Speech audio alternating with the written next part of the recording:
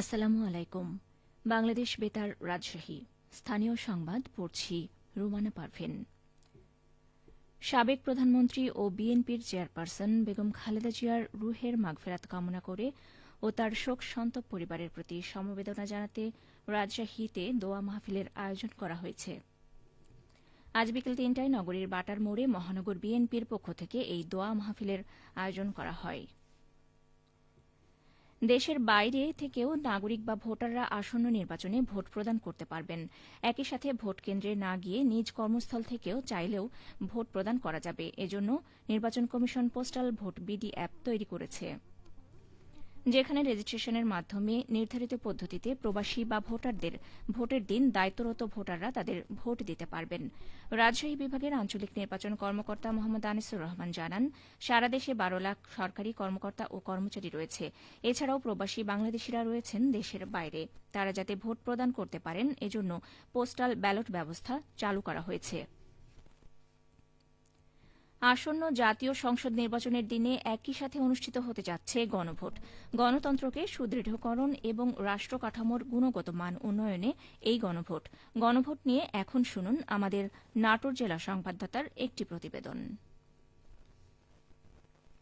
আসন্ন জাতীয় সংসদ নির্বাচনের দিনে একই সাথে অনুষ্ঠিত হতে যাচ্ছে গণভোট। দেশের শাসনতন্ত্রের সংস্কার নিয়ে অনুষ্ঠিতব্য গণভোট সম্পর্কে জুলাই গণ অভ্যুত্থানের শহীদ আকিবের বাবা অধ্যক্ষ দেলোয়ার হোসেন খান বলেন, গণভোটের মতামত দরকার। 10 বছরের বেশি প্রধানমন্ত্রী কেউ থাকতে পারবে না, সংসদের নারীর প্রতিনিধিত্ব থাকবে। এইরকম যতগুলো বিধিবিধান আছে এর প্রতিষ্ঠিত হবে। বৈষম্য থাকবে না, সেখানে দুর্নীতি থাকবে না, কিভাবে ভোট দিতে পারে যেন একটা পরিবেশ থাকবে, আইনের শাসন প্রতিষ্ঠিত হবে, বিচার বিভাগ স্বাধীন থাকবে। এই সমস্ত বিষয়গুলো যখন দেশের প্রতিষ্ঠিত হবে, দেশটা তখন কল্যাণময় রাষ্ট্রভাবে প্রতিষ্ঠিত হবে।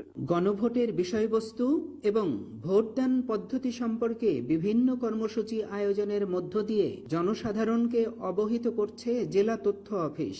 ভারপ্রাপ্ত জেলা তথ্য কর্মকর্তা রেজওয়ান মোর্শেদ বললেন, ত্রয়োদশ জাতীয় সংসদ নির্বাচন 2026 ও গণভোট উপলক্ষে নাটোর জেলা তথ্য অফিস ধারাবাহিকভাবে প্রচার কার্যক্রম পরিচালনা করছে। নাটোর জেলা তথ্য অফিস সড়ক প্রচার, লিফলেট বিতরণ, উঠান বৈঠক, 10 মিনিটস ব্রিফ এবং ভোটারদের বাড়ি গিয়ে ভোটালাভ শীর্ষক কার্যক্রম বাস্তবায়ন করে যাচ্ছে, যাতে করে ভোটাররা সহজ ভাষায় গণভোটের উদ্দেশ্য ও গুরুত্ব বুঝতে পারে। আগামী 12 ফেব্রুয়ারি 2026 একই দিনে 2 ভোট, অর্থাৎ জাতীয় সংসদ নির্বাচন ও গণভোট একই দিনে অনুষ্ঠিত হবে। জাতীয় সংসদ নির্বাচনে ভোট দিয়ে জনগণ নির্ধারণ করবে কেমন সরকার চাই, আর গণভোটে ভোট দিয়ে ঠিক করবে ভবিষ্যতের বাংলাদেশ কেমন চাই। এই গণভোট হবে জুলাই সনদকে কেন্দ্র করে। জুলাই সনদে বর্ণিত যেসব সংস্কারের কথা আছে সেসব সংস্কারের সাথে একমত হলে ব্যালটে দিতে হবে হ্যাঁ, আর না হলে না। অর্থাৎ দেশের চাবি এখন জনগণের হাতে। জনগণই ঠিক করবে আগামীর বাংলাদেশ কেমন হবে। সুতরাং গণভোটে ভোট দেওয়া খুবই গুরুত্বপূর্ণ। দেশের চাবি আপনার হাতে। দেশের গণতন্ত্রকে শক্তিশালী ভিত্তির উপর প্রতিষ্ঠা এবং রাষ্ট্র কাঠামোর গুণগত মান উন্নয়নে সরাসরি নাগরিকদের ভূমিকা রাখার এই গণভোটে জনসাধারণের মতামতের প্রতিফলন ঘটতে যাচ্ছে। ফরাজি আহমদ রফিক বাবন, নাটোর জেলার সংবাদদাতা, বাংলাদেশ বেতার, রাজশাহী। আসন্ন জাতীয় সংসদ প্রতিবেদনটি শুনলেন। বিজিবি হবে সীমান্তের নিরাপত্তা ও আস্থার প্রতীক। এই মানবিক আহ্বানে উদ্বুদ্ধ হয়ে নওগাঁর পত্নীতলায় বিজিবির উদ্যোগে শীতার্ত অসহায় ও দুস্থ মানুষের মাঝে শীতবস্ত্র বিতরণ করা হয়েছে। আজ সকালে 14 বিজিবির ব্যাটালিয়ন সদরে কর্মসূচির উদ্বোধন করেন ব্যাটালিয়নের অধিনায়ক লেফটেন্যান্ট কর্নেল মোহাম্মদ আবদুল্লাহ আল মামুন। কর্মসূচির আওতায় আজ 100 জন শীতার্ত, বিধবা, বৃদ্ধ, নারী ও পুরুষ এবং অটিস্টিক এতিম শিশুদের মাঝে উন্নতমানের শীতবস্ত্র বিতরণ করা হয়। একটি ঘোষণা। রাজশাহী বিভাগের সরকারি কর্মচারী, কর্মকর্তা ও তাদের ছেলেমেয়েদের সমন্বয়ে 37তম বিভাগীয় বার্ষিক ক্রীড়া প্রতিযোগিতা আগামী শনিবার রাজশাহী জেলা মুক্তিযুদ্ধ স্টেডিয়ামে অনুষ্ঠিত হবে। বাংলাদেশ কর্মচারী কল্যাণ বোর্ড বিভাগীয় কার্যালয় রাজশাহী এর আয়োজন করবে। রাজশাহীর গোদাগাড়ী উপজেলার দিগন্তজোড়া মাঠ জুড়ে এখন শুধু হলুদের সমারোহ। যেদিকে চোখ যায় সেদিকেই সরিষা ফুলের নয়নাভিরাম দৃশ্য। ভোজ্য তেলের দাম বৃদ্ধি এবং সরকারি কৃষি প্রণোদনার ফলে এ অঞ্চল সরিষা চাষে রীতিমতো হলুদের বিপ্লব ঘটেছে। গত বছরের তুলনায় এবছর এই উপজেলায় সরিষার আবাদ বেড়েছে প্রায় দ্বিগুণ। উপজেলা কৃষি সম্প্রসারণ অধিদপ্তরের দেয়া তথ্য মতে চলতি মৌসুমে গোদাগাড়ীতে সরিষা চাষের লক্ষ্যমাত্রা ধরা হয়েছে প্রায় 16,240 হেক্টর। ইতিমধ্যে প্রায় 14,120 হেক্টর জমিতে আবাদ সম্পন্ন হয়েছে।